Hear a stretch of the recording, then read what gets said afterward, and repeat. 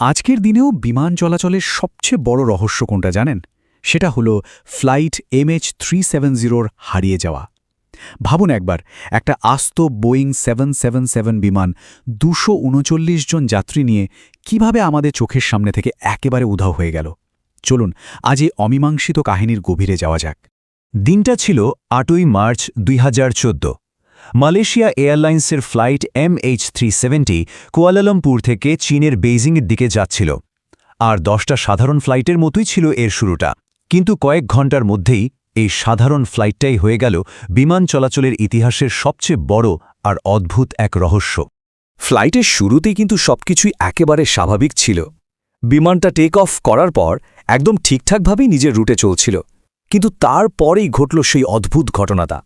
হঠাৎ করে এক এক করে সব যোগাযোগ ব্যবস্থা বন্ধ হয়ে গেল, আর বিমানটা যেন রাডারের পর্দা থেকে চিরদিনের জন্য মুছে গেল। চলুন দেখি শেষ 40 মিনিটে ঠিক কি ঘটেছিল। রাত 12টা 41 মিনিটে বিমানটা টেক অফ করে, তখন সবকিছু নিখুঁত ছিল।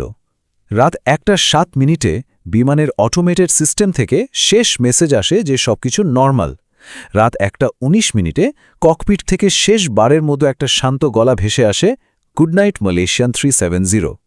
কিন্তু ঠিক তার 2 মিনিট পরেই বিমানটার ট্রান্সপন্ডার বন্ধ হয়ে যায়।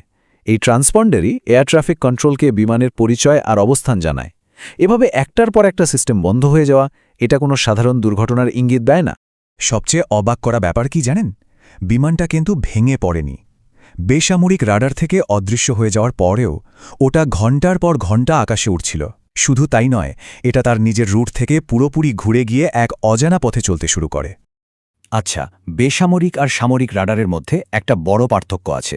সাধারণ এয়ারপোর্টের রাডারগুলো বিমানের ট্রান্সপন্ডার সিগন্যালের ওপর নির্ভর করে, মানে ট্রান্সপন্ডার বন্ধ তো রাডারের কাছে বিমানটাও অদৃশ্য। কিন্তু মিলিটারি রাডার ওটা সম্পূর্ণ অন্য জিনিস। ওটা অনেকটা টর্চের আলোর মতো কাজ করে।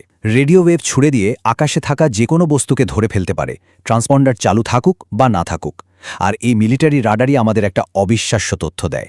মালয়েশিয়ার মিলিটারি রেডারে ধরা পড়ল যে বিমানটা তার নির্ধারিত পথ থেকে সরে গিয়ে হঠাৎ করেই একটা ইচ্ছাকৃত বাঁক নিয়েছে। মানে বিমানটা তখনও কারো নিয়ন্ত্রণে ছিল, এটা কোনো সাধারণ যান্ত্রিক গোলযোগ ছিল না। এরপর আন্দামান সাগরের উপর দিয়ে যেতে যেতে এটা মিলিটারি রেডারের আওতারও বাইরে চলে যায়। বিমানটা যখন সব ধরনের রাডার থেকে গায়েব, ঠিক তখনই হাজার হাজার মাইল ওপরে একটা স্যাটেলাইট নীরবে এমন কিছু সিগন্যাল রেকর্ড করছিল যা এই রহস্যের জট খোলার সবচেয়ে বড় চাবিকাঠি হয়ে ওঠে। লন্ডনের একটা স্যাটেলাইট কোম্পানি ইনমারস্যাট হঠাৎ আবিষ্কার করে যে তাদের একটা স্যাটেলাইট MH370 থেকে নিয়মিত পিং সিগন্যাল পাচ্ছে। বিমানের সব যোগাযোগ ব্যবস্থা বন্ধ থাকলেও এর একটা অটোমেটিক সিস্টেম তখনও স্যাটেলাইটের সাথে যোগাযোগ রাখছিল, আর এই যোগাযোগ চলছিল টানা 7 ঘণ্টা ধরে। এখন প্রশ্ন হলো, এই পিং দিয়ে কি হবে? এখানেই আসে বিটিও বা বার্স্ট টাইমিং অফসেট। নামটা শুনতে কঠিন লাগলেও ব্যাপারটা খুবই সোজা। ধরুন আকাশে বিদ্যুৎ চমকালো, আপনি আলোটা সাথে সাথেই দেখেন, কিন্তু মেঘের গর্জন শুনতে একটু সময় লাগে, তাই না? এই সময়টা মাপলেই বোঝা যায় মেঘটা কত দূরে। বিটিও ঠিক সেভাবেই সিগন্যাল যাওয়া আসার সময় মেপে স্যাটেলাইট থেকে বিমানটার দূরত্ব বের করে।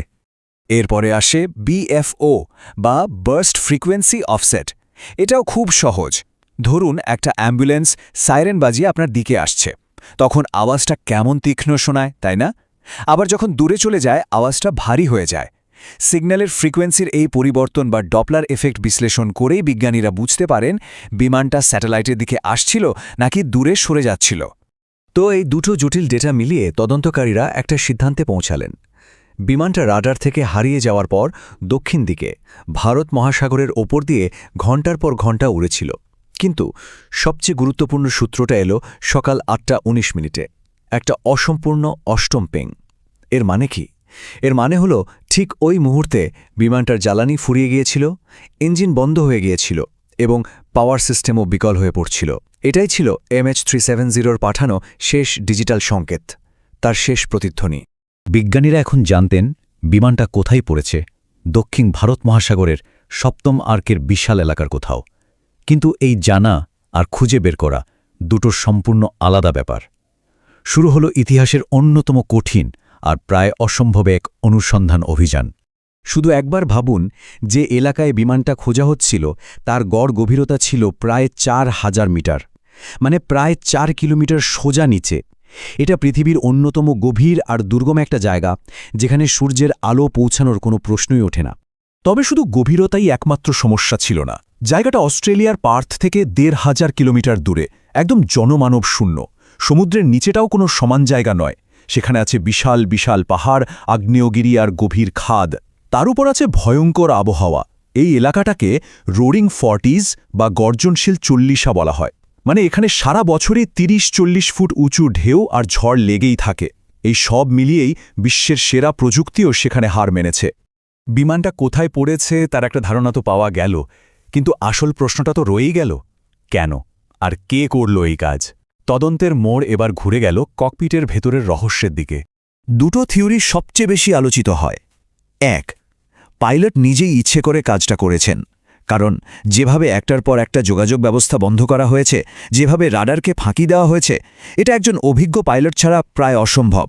এমনকি তদন্তে তার বাড়ির ফ্লাইট সিমুলেটরেও দক্ষিণ ভারত মহাসাগরের ওপর দিয়ে প্রায় একই রকম একটা রুটের ডেটা পাওয়া গিয়েছিল।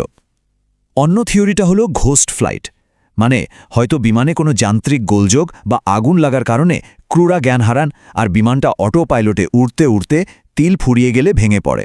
কিন্তু এই থিওরিটা ওই পরিকল্পিতভাবে সব সিস্টেম বন্ধ করার ব্যাপারটা ঠিক ব্যাখ্যা করতে পারে না। সমুদ্রের গভীরে যখন কিছুই পাওয়া যাচ্ছিল না, তখন হাজার হাজার কিলোমিটার দূরে আফ্রিকার উপকূলে কিছু বাস্তব প্রমাণ ভেসে উঠতে শুরু করল। বিমানটা নিখোঁজ হওয়ার প্রায় ১.৫ বছর পর রিউনিয়ন দ্বীপে একটা ডানার অংশ ভেসে আসে। পরীক্ষা করে দেখা গেল ওটা MH370-ই একটা ফ্ল্যাপেরন। এই একটা জিনিসই প্রমাণ করে দিল যে ইনমারস্যাটের ডেটা বিশ্লেষণ একদম ঠিক ছিল। বিমানটা আসলেই দক্ষিণ ভারত মহাসাগরেই তার যাত্রা শেষ করেছিল। এই একটা ঘটনা পুরো বিমান চলাচল ব্যবস্থাকে নাড়িয়ে দিয়েছে। এখন নতুন নিয়ম হয়েছে, সব বিমানকে প্রতি ১৫ মিনিটে নিজেদের অবস্থান জানাতেই হবে, আর এমার্জেন্সিতে প্রতি মিনিটে।